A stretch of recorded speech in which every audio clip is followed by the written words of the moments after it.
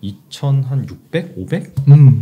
그때가 바닥이지 않을까라고 이제 생각을 하셨던 것 같아요. 맞아요. 그러다가 갑자기 한 6월 중순 들어서 그 바닥을 깨면서 순식간에 한 2,300선까지 그리고 뭐 종가 기준으로도 한번 2,300선을 하회한 적도 있었죠. 그런 상황이 발생을 해서 많은 분들이 좀 힘들어하시는 것 같고 거기에 따라서 비관적인 전망이 더 나온 것 같기도 하고 지금 뭐 그런 상황이긴 해서 아마 대부분의 투자자들이 정말 좀 안 좋게 보신 분들을 제외하고는 2,600, 500 정도가 바닥이지 않을까라고 해서 그때 이제 많이 투자를 하셨을 것 같은데 많이 힘든 상황이죠 사실.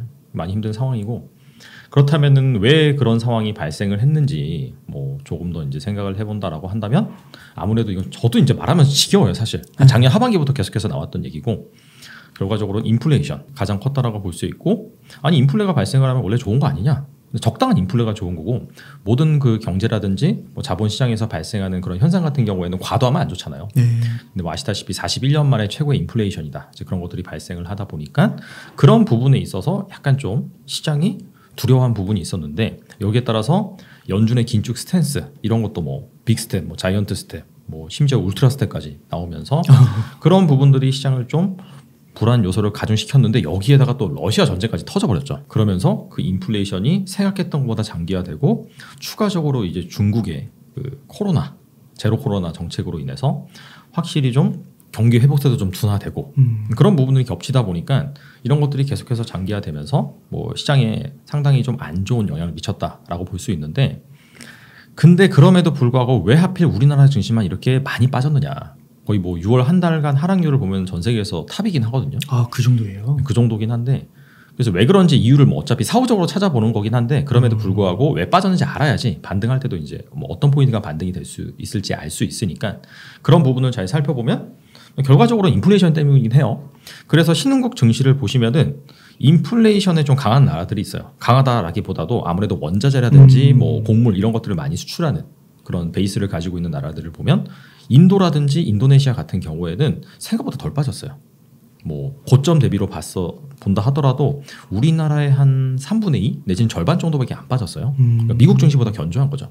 그 이유가 이 원자재를 주로 수출하는 국가다 보니까 그런 쪽에서는 덜 빠졌고 근데 반대로 그럼 우리나라의 그런 펀더멘탈을 봤을 때는 어떤 상황에 위치했느냐 기름 한 방울 안 나는 나라라고 했잖아요. 그러면서 이제 한강의 기적이라고도 표현을 했었고 우리나라는 그런 기초 소재 같은 경우에는 생산되는 게 거의 없어요. 그러다 보니까 그런 기초 소재들을 해외에서 수입을 해서 이걸 가지고 만들어서 중간 제품을 뭐 중국이라든지 뭐 미국에 팔고 최종 소비재도 팔아가지고 그래서 이제 돈을 버는 국가란 말이죠. 네. 근데 아시다시피 인플레이션이 심화되다 보니까 그런 원재료 매입비 비용 이런 것들이 예전보다 훨씬 커졌고 그런 부분들이 아시다시피 최근에 이제 그 뭐 월간 수출 뭐 증가율이라든지 수출 금액 이런 것들 발표되면은 지금 거의 한 3개월, 4개월 연속 무역 적자가 나오죠. 근데 수출이 감소한 건 아니거든요. 근데 그만큼 수입이 더 많이 증가를 했기 때문에 대부분 다 원자재 비용이라고 보시면 됩니다. 거기에서 아무래도 계속해서 적자가 나다 보니까 사실 인플레이션 시대에 가장 좀 많이 피해를 보는 국가가 우리나라였다라고 이제 글로벌 증시에서 봤을 때는 그렇게 판단할 수 있는 부분이고 게다가 인플레이션이 너무 심화되고 연준에서 계속해서 이 긴축 계속해서 얘기를 하다 보니까 이게 경기는 점점 둔화되잖아요. 아직까지 침체라고 볼 수는 없지만 이 경기가 점점 둔화되는 게 가속화되고 있는 거죠. 그런 것들을 가장 또 잘 알 수 있는 게 우리나라 수출 증가율이 지금 매달 진행이 되면 진행이 될수록 낮아지고 있거든요. 또 제가 오늘 기사를 보니까 오늘 촬영일기주 11일인데 우리나라가 이제 1일부터 10일, 1일부터 20일 그렇게 계속해서 수출 데이터를 발표를 해요. 근데 수출이 한 4.9% 늘었더라고요. 7월 1일부터 7월 10일까지 수출 늘었네요. 늘긴 늘었는데 이 증가율이 계속해서 둔화되고 있어요. 지난달보다 둔화되고 지지난달보다 둔화되고 그리고 무역 적자는 계속해서 일어나고 있고 그러다 보니까 아무래도 양쪽에서 좀 터진 것이 아니냐. 그렇죠.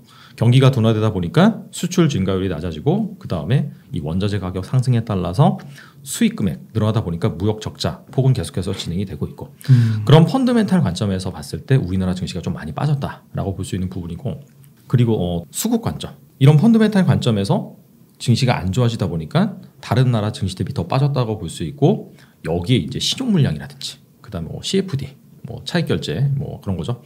그런 레버리지 물량이 같이 이제 꼬이면서 계속해서 반대 매매가 나오다 보니까 더 많이 빠졌다. 이제 그렇게 이제 볼 수 있는 부분인 것 같아요. 어떻게 달란 투자님이 보실 때 네. 앞으로 여기서 막 더 2,200, 2,100, 2,000, 1,900 이렇게 가능성도 열어둬야 될까요? 그러니까 이제 그런 건 이제 또 추가적인 가정이 붙어야겠죠. 이를테면은 실제로 아직까지는 100% 경기 침체다는 아니에요. 경기 침체 가능성을 내다보고 증시가 빠진 건 있지만 이제 100%라고 볼 수는 없다. 왜냐하면은 아직까지 그 미국의 2분기 GDP 성장률 발표가 안 됐었고, 그 다음에 기업들의 실적이 이제 막 발표가 되잖아요. 자, 여기에서 또 결과가 어떻게 나왔는지, 그 다음에 향후 가이던스를 정말 낮출 것인지, 심각하게 낮출 것인지, 그리고 뭐 추가적으로 아직까지는 또 미국의 실업률이 견조하긴 하거든요. 고용지표 이런 것들이. 좋다고 하더라고요. 지난주 금요일 날 발표된 고용지표 같은 경우에도 거의 서프라이즈 수준이에요. 예상보다 훨씬 더 좋게 나왔습니다. 근데 그런 것들이 실제로 나중에 더 많이 안 좋아진다라고 한다면 여기에서 더 빠질 수가 있겠죠. 그래서 이제 그런 가능성은 뭐 사실 지금 나와 있는 팩터로는 판단할 수가 없고 나중에 그런 안 좋은 지표들이 얼마까지 나올 것이냐. 근데 거기에 따라서는 그 밑에까지 좀 가능성을 열어둘 필요가 있다라고 이제 볼 수가 있을 것 같고. 이런 시기에는 좀 투자를 어떻게 하면 좋을지 전략 같은 게 좀 있을까요?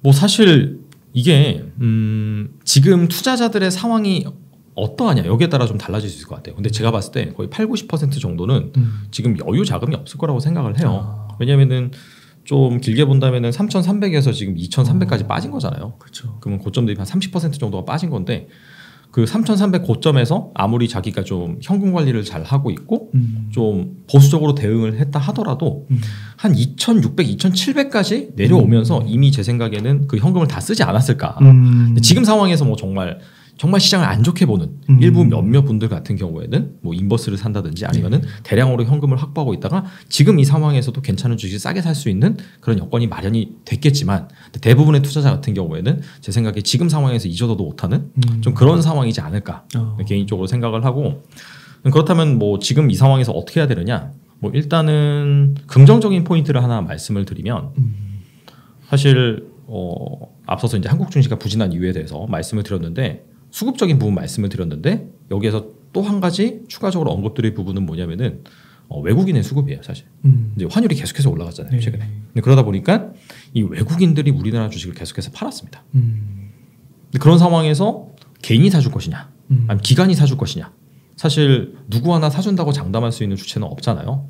게다가 예전 같은 경우에는 국민연금이 시장이 안 좋으면은 저가에 들어와가지고 어느 정도 증시를 받쳐주는 그런 흐름이 나왔는데 그 국민연금의 장기 운용 계획 같은 걸 보면은 우리나라 주식 비중 계속해서 줄이는 거예요. 글로벌 주식 비중을 늘리고.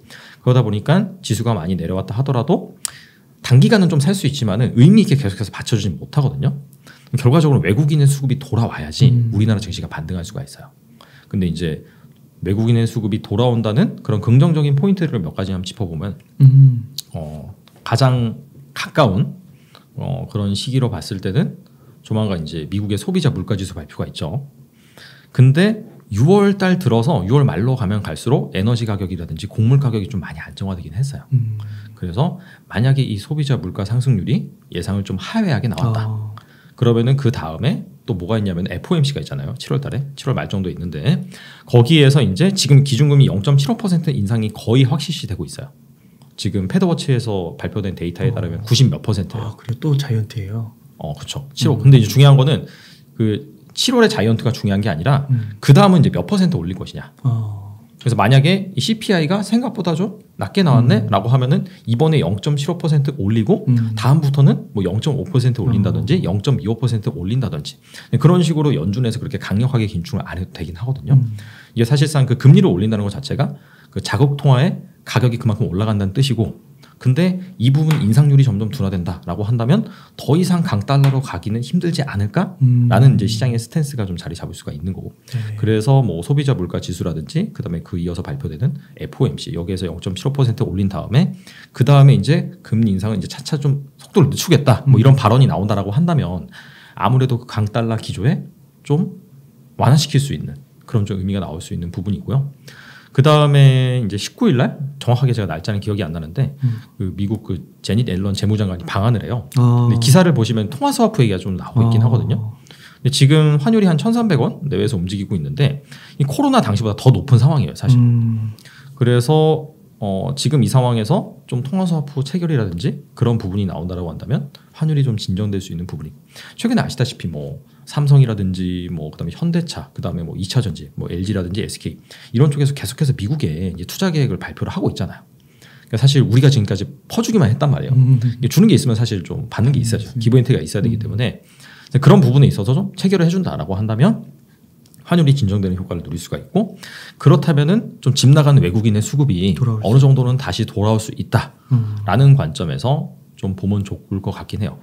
지금 뭐 글로벌 증시가 안 좋고 그다음에 원자재 가격이 많이 올라서 우리나라 특히나 취약한 그런 부분이 드러나고 있는데 그런 것들을 반영하더라도 많이 빠지긴 했거든요.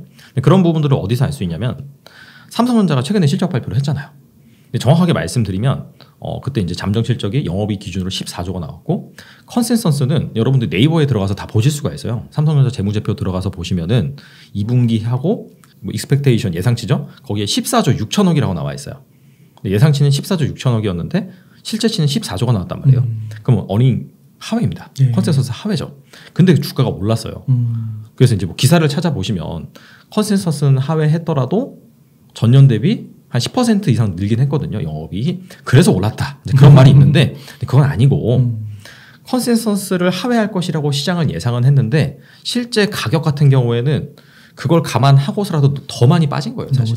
너무 빠진 거예요. 너무 빠진 거. 자, 그러다 보니까 뭔가 그 실적이라는 재료가 발표되고 나니까 그걸 감안해가지고 너무 빠졌구나라고 하면서 약간 좀 반등하는 그런 그림이 나왔다고 볼 수가 있죠. 그만큼 지금 많이 빠진 상황이다. 근데 그런 것들을 사실 설명할 수 있는 거는 수급적인 그런 관점밖에 없다.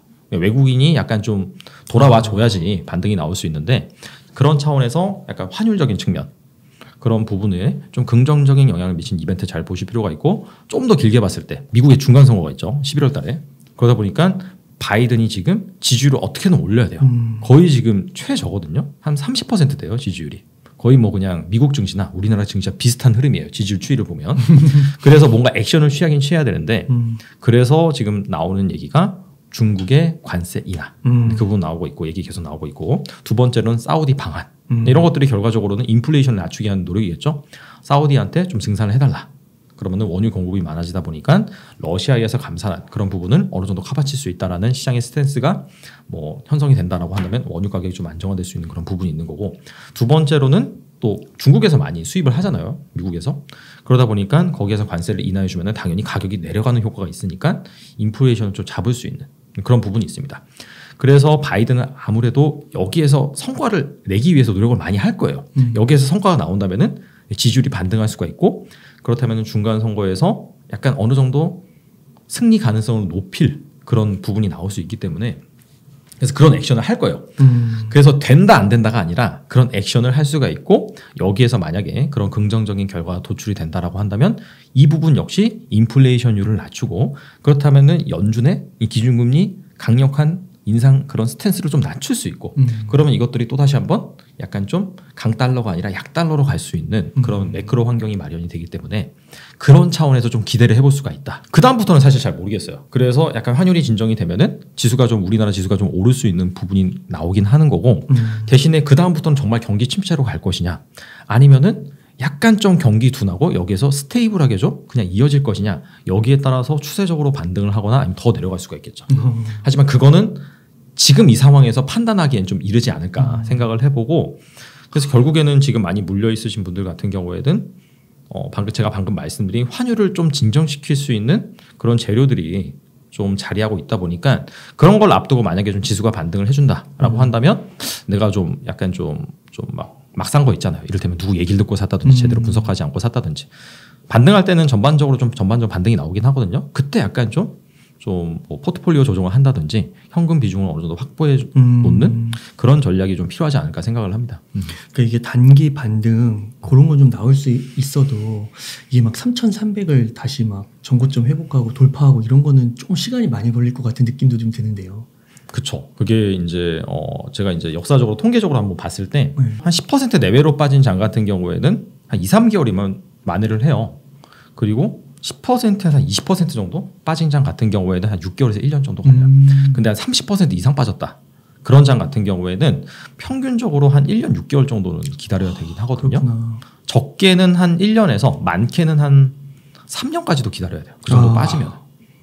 그거는 이제 단순히 MDD 관점이죠. 맥스 드로우 다운이라고 해서 고점 대비 얼마나 빠졌을 때 이거를 회복하는데 얼마나 걸리느냐. 당연히 많이 빠지면 많이 빠질수록 회복하는 데는 오랜 기간이 걸리는 거고, 단순히 그렇게만 접근하는 것이 아니라 그렇다면 그만큼 왜 빠졌느냐라고 봤을 때 일단 30% 정도 빠진 장 같은 경우에는 일반적으로 경기 침체를 동반을 했다. 그러니까 사이클 관점에서 경기 침체가 오다 보니까 30% 정도로 빠졌다라고 볼 수 있는 부분이고, 뭐 약간 시스템적인 위기, 글로벌 금융위기 그런 뭐 이벤트가 발생을 했다라고 한다면 뭐 40%, 50%까지 빠질 수가 있죠. 지금 같은 상황에서는 한 30% 정도 빠졌으니까 경기 침체를 어느 정도 간주를 했다, 시장에서. 이제 그렇게 이제 볼 수 있는 부분이고, 그래서 그런 것들이 이제 회복되기 위해서는 최소한 1년에서 한 3년 정도는 여러분들이 좀 보실 필요가 있는 것 같아요. 그리고 이제 또 하나 또 말씀드릴 수 있는 부분은 뭐냐면, 그래도 이제 그런 것들이 반등하기 위해서는 그 연준에서 기준금리 인상을 끝내고 그다음에 경기가 좀 불안해지니까 완화 정책을 또 적극적으로 펼쳐야 되잖아요.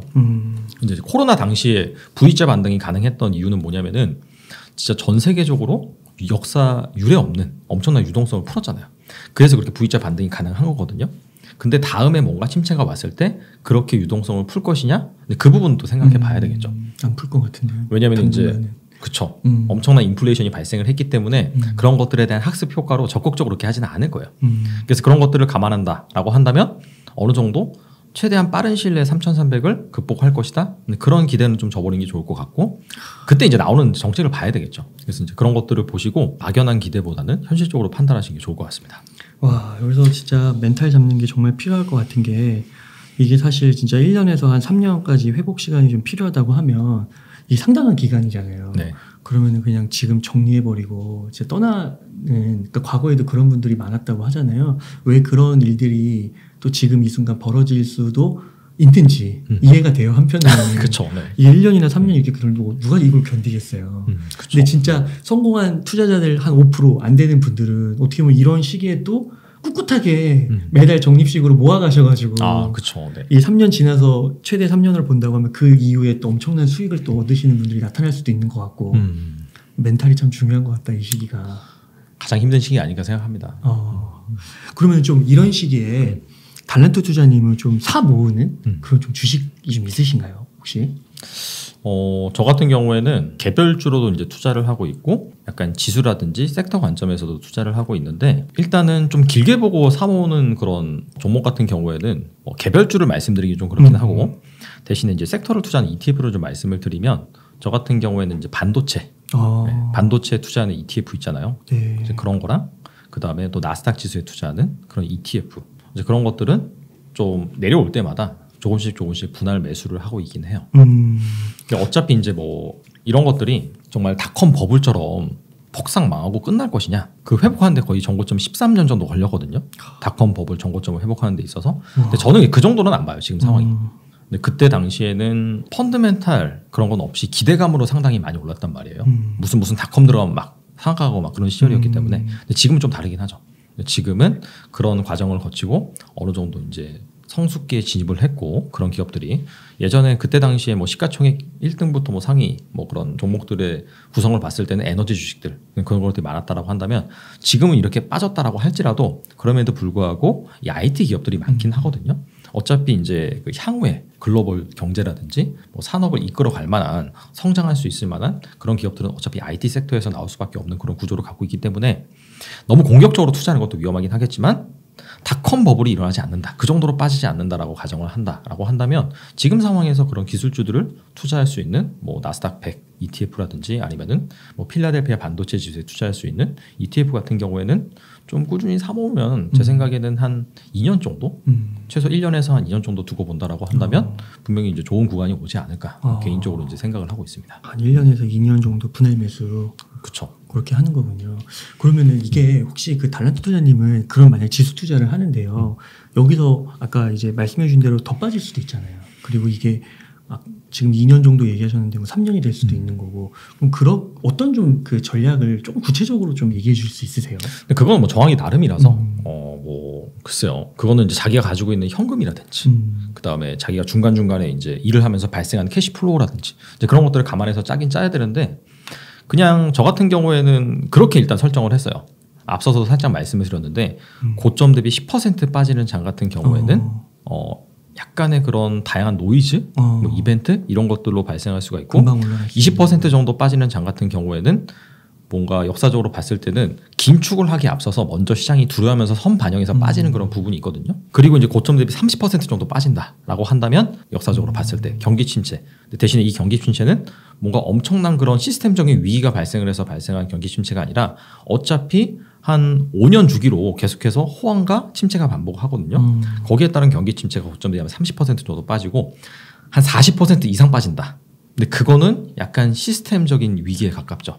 뭐 글로벌 금융 위기라든지 그렇게 되면은 고점 대비 한 40%에서 50%까지 빠질 수가 있어요.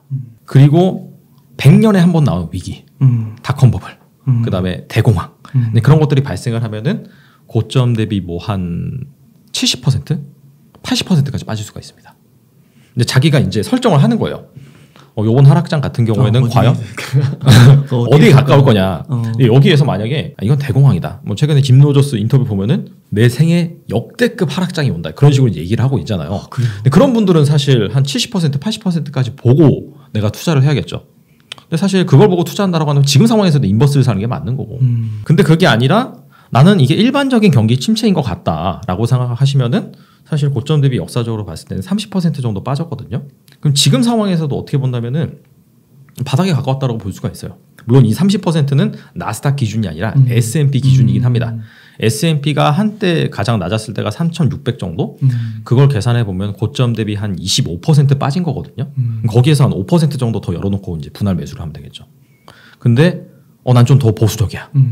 나는 이게 한 글로벌 금융위기 정도로 빠질 수는 있다고 생각을 해. 그럼 고점 대비 한 40%에서 50%죠. 그러면은 여기에서 추가적으로 한 15% 정도, 20% 정도 더 빠질 수 있다고 생각을 하는 거죠. 그래서 그걸 잡고 내가 이제 분할 매수를 하는 거죠. 그러면 자기가 이제 MDD가 어느 정도 산출이 될 거고 거기에 따라서 나는 한 5% 빠질 때마다 뭐 이렇게 산다든지 일정 금액을. 그래서 마지막에 한 고점 대비 40에서 50% 빠진다라고 한다면 그때 약간 좀 비중을 더 실는다든지. 그리고 나서는 버티는 거죠, 사실.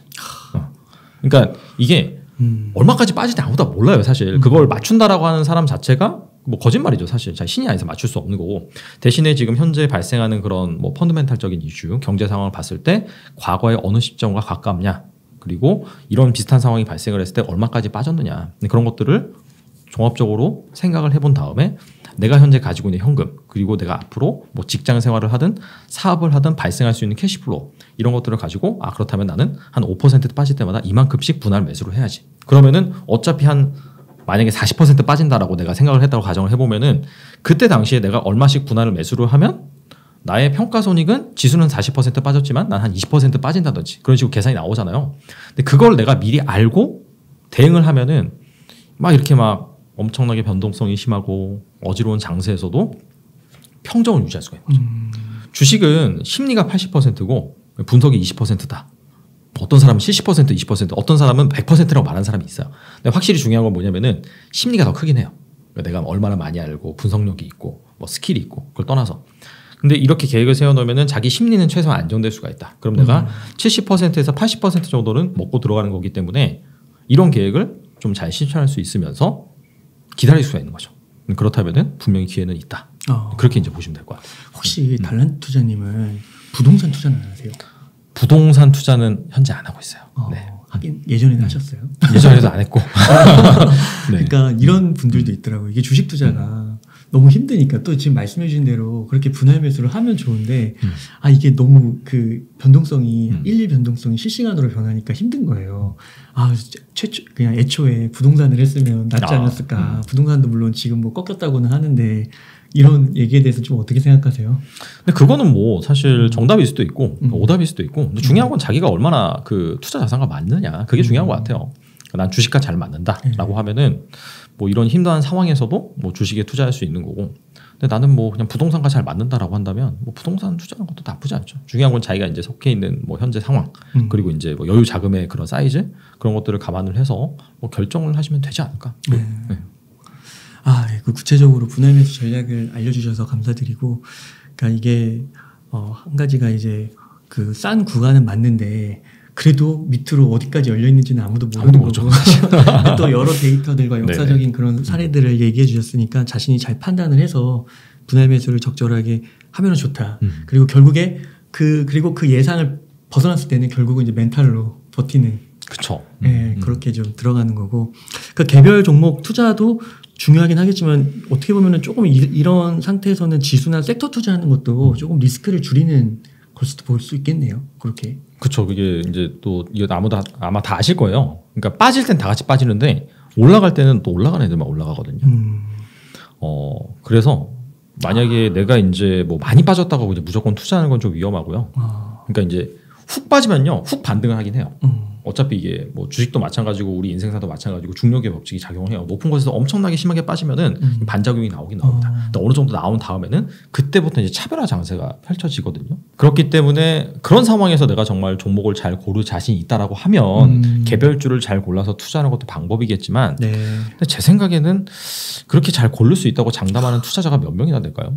사실 저도 그렇게 자신 없거든요.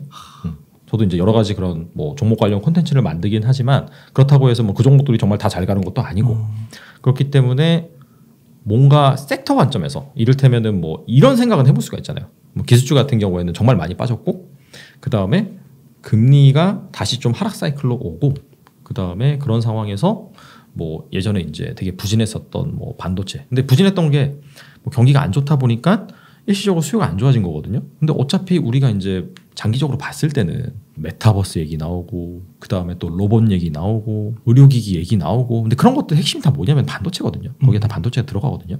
그래서 그런 관점에서 본다라고 한다면 그냥 제가 방금 아까 말씀드린 것처럼 그런 관련 ETF를 사는 것도 뭐 괜찮은 전략이지 않을까. 그게 되게 무서운 것 같아요. 이게 빠졌는데 올라갈 때 다 올라가는 게 아니라 이전처럼 올라가는 게 아니라 오른 애들만 또 올라가는 맞아요. 올라갈 때 그거 선택 잘못하면은 안 올라가는 거잖아요. 내 주식은. 그러니까 아까 제가 말씀드린 게 심리가 되게 중요하다고 했죠. 심리가 완전히 제로가 돼버려요. 그렇게 돼버리면. 빠질 때 다 같이 빠지잖아요. 생각보다 그거는 그냥 서로 힘드니까 아, 너 힘들지. 나도 힘들어. 그게 되거든요. 약간 뭔가 약간 동면상련의 그런 느낌이 느껴지는데 반등할 때 내 주식은 안 오르는데 다른 사람이 가지고 있는 주식은 막 올라요. 저 친구는 막 되게 기분 좋아하는데 나는 기분이 안 좋아. 그게 더 멘탈적으로는 더 힘든 거거든요. 그래서 이런 것들을 잘 좀 판단을 해보실 필요가 있고, 그래서 그런 관점에서 만약에 여유 자금이 있다라고 하시면은 이럴 때 이제 급락을 날 때 내가 정말 이 종목은 정말 좋다. 그러면 이제 사도 되겠죠. 하지만 뭔가 그런 확신이 없다라고 하면은 지수 ETF를 사는 것도 방법이에요. 사실 이렇게 급락 확 했을 때 반등 나올 때는 평균적으로 다 어느 정도 나오기 때문에 지수 ETF 같은 경우에는 그러면은 좀 날 수가 있다. 네.